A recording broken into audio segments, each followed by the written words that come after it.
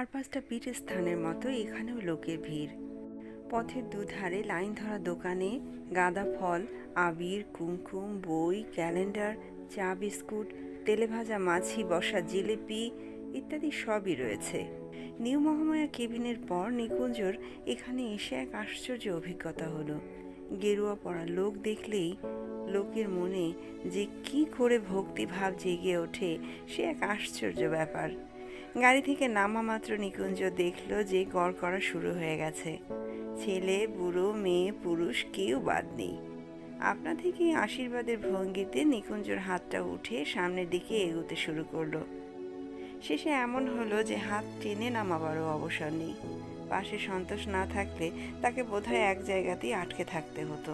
দাদা শুনুন, মা পথ দিন, পথ দিন, এই করে সন্তোষ কোনো মতে একটা অপেক্ষাকৃত জনবিরল জায়গায় নিয়ে গিয়ে ফেলল নিকুঞ্জকে। এখানে চারিদিকে সাধুর অভাব নেই, ফলে আলাদা করে নিকুঞ্জর দিকে লোকের দৃষ্টি পড়ার কোনো কারণই নেই। এদিকে ওদিকে চোখ ঘুরিয়ে নিকুঞ্জ দেখল কিছু দূরে একটা বটগাছের নিচে একটা ভিড় দেখা যাচ্ছে। গেরুয়া ছাড়াও অন্য রং রয়েছে সেখানে। সন্তোষ বলল, আপনি একটু দাঁড়ান, আমি দেখে আসছি ওইখানেই কালিকানন্দ বসেছে কিনা। ওর সামনে আপনাকে পৌঁছে দিয়ে তবে আমার কাজ শেষ। আমি আপনাকে চোখে চোখে রাখবো। তারপর যখন যাবার ইচ্ছে হবে তখন আমাকে ইশারা করলে আমি বুঝতে পারবো। সন্তোষ ফিরে এসে ফিসফিস করে জানালো, ওই ভিড়টা কালিকানন্দর জন্যই বটে। আপনি সোজা এগিয়ে যান নিকুঞ্জদা, কুছ পরোয়া নেই। পরোয়া নিকুঞ্জের এমনিতেও নেই। সে এখানে এসে অবধি অত্যন্ত সহজ বোধ করছে, সেই সঙ্গে একটা পরম তৃপ্তির ভাব। মেকআপে যে তার জুড়ি নেই এই বিশ্বাসটা তার মনে আজ পাকা হয়েছে। নিকুঞ্জ এগিয়ে গেল ভিড়ের দিকে। পথে 2-1 গড় করল। নিকুঞ্জ যথারীতি হাত বাড়িয়ে আশীর্বাদ করল। উদাত্ত কণ্ঠে উচ্চারিত বাণী কিছুক্ষণ থেকেই শোনা যাচ্ছে। নিকুঞ্জ এগোনোর সঙ্গে সঙ্গেই শব্দ ক্রমশ জোর হয়ে এসেছে। বাঘের মতো চেহারা বটে, এবং বাঘের ছালের উপরেই বসেছেন তিনি।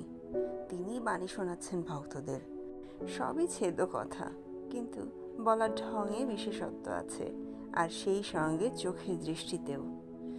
মণিকে ঘিরে যে সাদা অংশ সেটা সাদা নয়, গোলাপি। গাঁজা খাওয়ার ফল কি? হতেও পারে। ভক্তের সংখ্যা 50-60-এর বেশি নয়, তবে 1-2 করে ক্রমেই বাড়ছে। ওই তো ভুজঙ্গবাবু আর তার স্ত্রী। তনয়বাবুও নিশ্চয়ই আছেন ভিড়ের মধ্যে। ভুজঙ্গবাবুরা মনে হয় বেশ সকাল সকাল এসেছেন, কারণ তাদের স্থান ভক্তদের একেবারে প্রথম সারিতে। কালিকানন্দের দুপাশে এবং পেছনে 10-12 জন গেরুয়াধারী বসেছেন। তাদের সকলেরই গোঁফ, দাড়ি, জটা, রুদ্রাক্ষের মালা, সর্বাঙ্গে ভস্ম। অর্থাৎ নিকুঞ্জর সঙ্গে তাদের চেহারার তফাৎ করা প্রায় অসম্ভব। নিকুঞ্জ ভিড়ের পেছন দিয়ে এগিয়ে গেল সাধুদের দলের দিকে। কোত্থেকে যেন একটা গান ভেসে আসছে। হঠাৎ গানটা আরো স্পষ্ট হয়ে উঠল। কেন? কারণ আর কিছুই না, কালিকানন্দের কথা থেমে গেছে। নিকুঞ্জের দৃষ্টি গেল সাধু বাবার দিকে। কালিকানন্দ তার দিকে চেয়ে আছে, এক দৃষ্টি, রাঙা চোখে। নিকুঞ্জের হাঁটা থেমে গেল। অন্যান্য সাধ আর ভক্তদের দৃষ্টি তার দিকে। এবার কালিকানন্দের উদাত্ত কণ্ঠে প্রশ্ন এলো, বাবাজির ভেগ ধরা হয়েছে? হ্যাঁ? গেরুয়া পড়লেই সাধু হয়? গলায় মালা পড়লেই সাধু? গায়ে ছাই মাখলেই সাধু? তোর স্পর্ধা তো কম না? তোর জটা ধরে যদি টান দিই তখন কি হবে? কোথায় যাবে তোর সাধুগিরি? চোখের পলকে সন্তোষ হাজির নিকুঞ্জর পাশে। আর নয় দাদা, সোজা গাড়িতে। নিকুঞ্জর সমস্ত দেহ অবশ, কিন্তু তাও পালানো ছাড়া পথ নেই। সন্তোষের কাঁধে ভর করে প্রায় চোখ বন্ধ করে সে রওনা দিল শ্মশানের গেটের উদ্দেশ্যে। কান তো খোলা, তাই কালিকানন্দের শেষ কথাগুলো না শুনে পারল না। এই ভণ্ডামির ফল কি তা জানো তুমি, নিকুঞ্জ সাহা? এই ভণ্ডামির ফল কি তা জানো তুমি, নিকুঞ্জ সাহা? কলকাতায় পৌঁছে বাসা বদল করতে হলো। আর এই তল্লাটে নয়। ভুজঙ্গবাবুর সামনেই ঘটেছে ঘটনাটা। তিনি এসেই হাটে হাড়ি ভাঙবেন, তখন আর টিটকিরিতে কান পাতা যাবে না। ভবানীপুরে কাশারিপাড়া লেনে একটা ফ্ল্যাট পাওয়া গেল ভাগ্যক্রমে। ফ্ল্যাট মানে 1.5খানা ঘর, ভাড়া 250 টাকা। বাপরে বাপ, তান্ত্রিকের কি তেজ, কি অন্তর্দৃষ্টি! পাদ্রী, পুরুত, মোল্লা, দরবেশ এইসব মেকআপের যা সরঞ্জাম ছিল নিকুঞ্জের কাছে সব বাক্স থেকে বার করে নিয়ে কাছেই আদিগঙ্গার জলে ফেলে দিল সে। 3 হপ্তা গেল আবার স্বাভাবিক অবস্থায় ফিরে আসতে। ইতিমধ্যে নতুন পাড়ায় আলাপি হয়েছে 2-1 জন। এখানেও রয়েছে বাড়ি থেকে 8 মাইল দূরে বড় রাস্তায় একটা রেস্টুরেন্ট, তার নাম পরাশর কেবিন। এখানে কেউই জানে না নিকুঞ্জর কলঙ্কময় ইতিহাস। তারক বাবু, নগেন মাস্টার, শিবু পোদ্দার। শিবু আবার থিয়েটারে পার্ট করে। নিকুঞ্জকে ধরে নিয়ে গিয়েছিল একদিন তপন থিয়েটারে আগুনের ফুলকি দেখাতে। দেখবেন কেমন ফার্স্ট ক্লাস মেকআপ নেই। যাবার আগে বলে গিয়েছিল শিবু। নিকুঞ্জ দেখে হাসবে না কাঁদবে ঠিক বলতে পারেনি। এই মেকআপ, এরা কি ভালো মেকআপ দেখেছে কোনোদিন? আমার মেকআপ দেখলে তো এদের লজ্জায় মাথা হেট হয়ে যাবে। পরক্ষণে অবশ্য মনে পড়ল তারাপীঠের অভিজ্ঞতার কথা। তবে তান্ত্রিকের অলৌকিক ক্ষমতার কথা তো শোনাই যায়, এতে অবাক হবার কিছুই নেই। নিকুঞ্জর চালে একটু ভুল হয়ে গিয়েছিল এই যা, কিন্তু তাই বলে কি তার এত সাধের অকুপেশনটা একেবারে বরবাদ করে দিতে হবে? সে হয় না, হতে পারে না। আরও কত কি সাজতে বাকি আছে, যেমন একটা সত্যি করে ষণ্ডা চরিত্র এখনো সাজা হয়নি। এক তান্ত্রিক ছাড়া যা সেজেছে সবই নিরীহ অমায়িক চরিত্র, যাদের দিকে এমনিতেই লোকের দৃষ্টি যায় না, চোখে যাবে অথচ চেনা যাবে না। তেমন একটা চরিত্রের মেকআপ না করতে পারলে তার সত্যি করে সাফল্যের পরীক্ষা হবে কি করে? কেমন হবে এই ষণ্ডা চরিত্র? মাথায় কদম ছাড় চুল, মুখে 4 দিনের দাড়ি, চোখের নিচে একটা ক্ষত চিহ্ন, যাকে বলে স্কার। নাকটা একটু ভাঙা, মুষ্টিযোদ্ধার মতো, হাতে উল্কি, গলায় চেন, পরনে বোতাম ছাড়া চেক শার্ট আর বর্মার লুঙ্গি। তারাপীঠের অভিজ্ঞতার পর নিকুঞ্জর আর ছদ্মবেশের ত্রিসীমানাও যাওয়া উচিত ছিল না, কিন্তু শখটা বোধহয় এমনই মজ্জাগত যে কাজের বেলা দেখা গেল যে সে দ্বিগুণ উৎসাহ নিয়ে বসে গেছে আবার আয়নার সামনে। সকালবেলা চা খেয়েই কাজে লেগে গেল। ফলে সেদিন আর খবরের কাগজটা নিকুঞ্জের দেখা হয়নি। ফলে খিদিরপুরে জোড়া খুনের খবরটা এবং পলাতক আততায়ী ডাকসাইটের গুন্ডা বাঘা মণ্ডলের ছবিটাও তার দেখা হয়নি।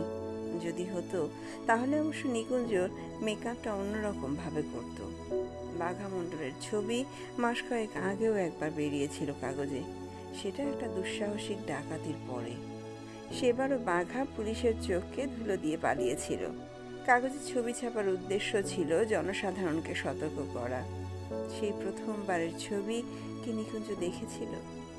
আর সেই চেহারা তার মনের অবচেতনে গাঁথা হয়ে গিয়েছিল।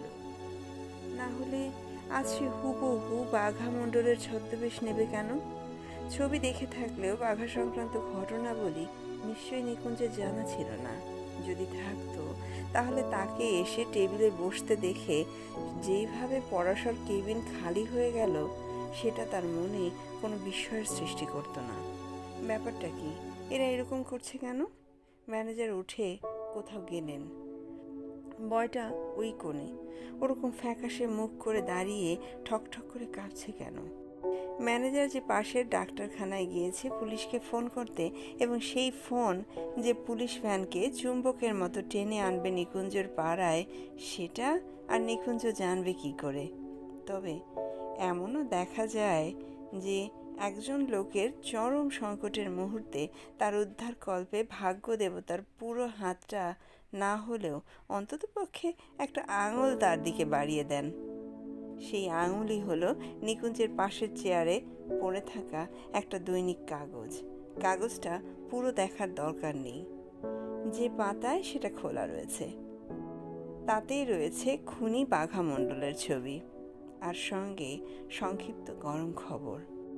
এই মুখই আজ নিকুঞ্জের আয়নায় তারই চোখের সামনে ক্রমে ফুটে উঠেছে। নিকুঞ্জের হাত পা ঠান্ডা হয়ে গেলেও কাগজটা কাছে টেনে এনে খবরটা একবার চোখ বুলিয়ে দেখে নেবার লোভ সে সামলাতে পারল না। আর নেওয়া মাত্রই ব্যাপারটা সমস্ত জলের মতো পরিষ্কার হয়ে গেল। রাস্তায় বেরিয়ে দ্রুত পদে কাশারিপাড়া লেনে নিজের বাসায় গিয়ে ঢুকতে লাগলো 10 মিনিট। একটা গাড়ির শব্দ সে পেছন থেকে পেয়েছে এবং ঠিকই সন্দেহ করেছে সেটা পুলিশ ভ্যান, কিন্তু সেদিকে দৃষ্টিপাত করেনি।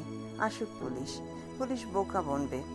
তারা সিঁড়ি ভেঙে দোতলায় পৌঁছানোর আগেই নিকুঞ্জ ছদ্মবেশ উধাও হয়ে যাবে। নিকুঞ্জ সাহা তো কোনো অপরাধ করেনি, করেছে বাঘা মণ্ডল। ঘরে ঢুকে চাকরকে চায়ের জল চাপাতে বলে নিকুঞ্জ দরজায় খিল দিয়ে বন্ধ করে দিল। ওই যা, লোডশেডিং। এখন জাপানি জেনারেটর চালাতে গেলে সময় লাগবে। কুছ পরোয়া নেই, মোমবাতি আছে, কিন্তু আগে জামাটা ছেড়ে ফেলা উচিত।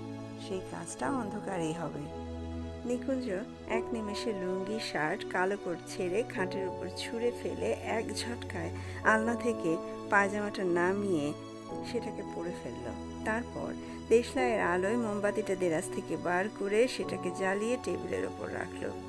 এখনো পুলিশ ভ্যানের কোনো শব্দ নেই। পুলিশ হয়তো পাড়ায় নেমে খোঁজ নিচ্ছে কোন বাড়িতে ঢুকেছে বাঘা মণ্ডল।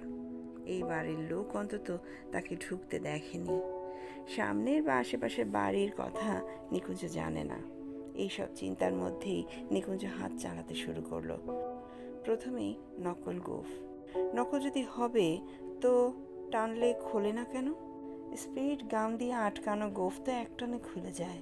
তবে মোমবাতিটা মুখের কাছে এনে আয়নার দিকে ঝুঁকতেই নিকুঞ্জর রক্ত জল হয়ে গেল। এই গোঁফ তো নকল বলে মনে হয় না। এই যে তার চামড়া থেকেই গজিয়েছে, আঠার কোনো চিহ্ন তো এই গোঁফে নেই। এই পরচুলাও তো পরচুলা নয়, এই যে তার নিজেরই ঝুল।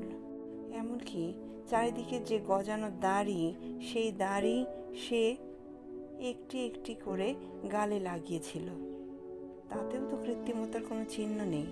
আর চোখের তলার যে ক্ষত চিহ্ন, কোনো ক্ষণজন্মা মেকআপ শিল্পীর কি এমন ক্ষমতা আছে এমন ক্ষতচিহ্ন তৈরি করে রং, তুলি, আঠা আর প্লাস্টিসিনের সাহায্যে? এ তো সেই 19 বছর আগে অ্যান্টালিনের গাঁজা পার্কে ধ্রুব শেখের সঙ্গে হাতাহাতির সময় ছুরির আঘাতের ফল। বাঘা তখন বাঘা হয়নি, তখন সে রাধু মণ্ডল, বয়স 21, সবে গুন্ডামিতে তামিল নিতে শুরু করেছে। দরজা ভেঙে ঢুকতে হলো পুলিশকে। মাটিতে অচেতন অবস্থায় পড়ে থাকা বাঘা মণ্ডলের দিকে টর্চ ফেলে দারোগা। চাকর নিতাইকে জিজ্ঞেস করলেন, এই লোক কি এই বাড়িতেই থাকে? আগে হ্যাঁ, উনি তো আমার মনিব। কি নামে জানো ওকে? নিকুঞ্জ বাবু, সাহা বাবু। ভদ্রলোক সাজা হয়েছে, ব্যাকা হাসি হেসে বললেন দারোগা বাবু। তারপর কনস্টেবলের দিকে ফিরে বললেন, ওকে ধরে বেশ করে ঝাঁকাও তো দেখি, হুঁশ ফিরুক, তারপর বাকি কাজ। রিভলভার বার করে তাক করে রইলেন দারোগা বেহুশ আততায়ীর দিকে।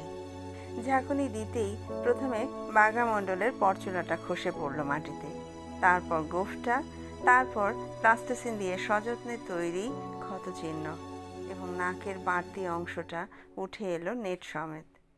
ততক্ষণে অবশ্য নিকুঞ্জ সাহার জ্ঞান ফিরেছে। কাপালিকের ধমকানিতে যে কাজটা হয়নি, আজ পুলিশের শাসানিতে তা হলো। নিকুঞ্জ এখন বই পড়ে, মৃৎশিল্প বা ক্লে মডেলিং শিখছে। গঙ্গা কাছেই, নিতাই সেখান থেকে মাটি এনে দেয়। নিকুঞ্জের ইচ্ছে নিতাই হবে তার প্রথম মডেল। আর এরই সাথে শেষ হয়ে গেল এই সুন্দর গল্পটি। নিয়ে আসবো নতুন আরও একটি গল্প। ততক্ষণ সাথেই থাকুন। ধন্যবাদ।